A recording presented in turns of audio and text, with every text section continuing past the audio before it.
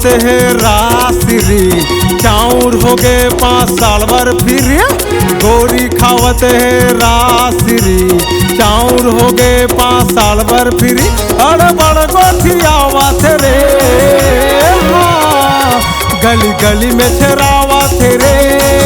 दूर देख मटमटावत ना, फेसबुक चलावत रे।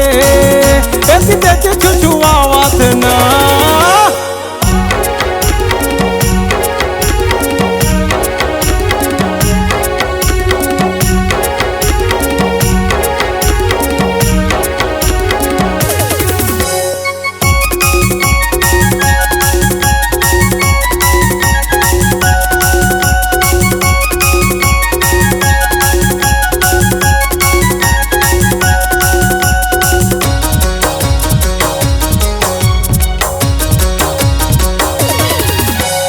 हर महीना एह संगी 1000 रुपया पाही, आनी बानी के स्नो पाउडर क्रीम उड़ाही।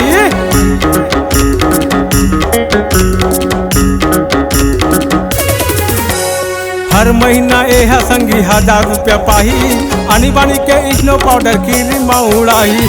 मुँहमा लगाही लिपस्टिक गोरी, हाँ मुँहमा लगाही लिपस्टिक गोरी। गाँव गली मगदर मताई, गोरी खावत है रासरी, चाउर हो गए 5 साल भर फिर।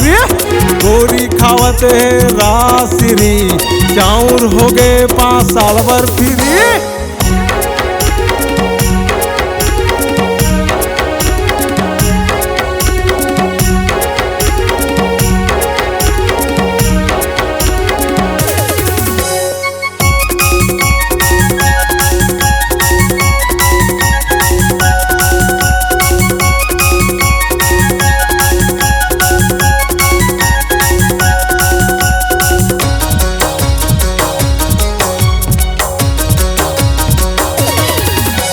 सासे ससुर के ये बातें नहीं माना है, घर के गोसैयल थोर को नहीं डरावा।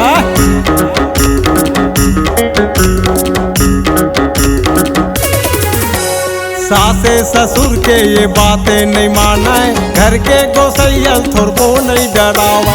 घूमत रहते फर्जी मोबाइल धर के, घूमत रहते फर्जी मोबाइल धर के। इंस्टाग्राम में रील बनावा, गोरी खावत है रासरी, चाउर हो गए 5 साल भर फिर। गोरी खावत है रासरी, चाउर हो गए 5 साल भर फिर। बड़ गोठियावत रे, हाँ गली गली में छेरावत रे। दूर देख मटमटावत ना, फेसबुक चलावत रे। ऐसी देख छुछुआवत ना, गली गली में छेरावत रे। दूर देख मटमटावत ना, फेसबुक चलावत रे। इंस्टाग्राम में चलावत ना, हाँ।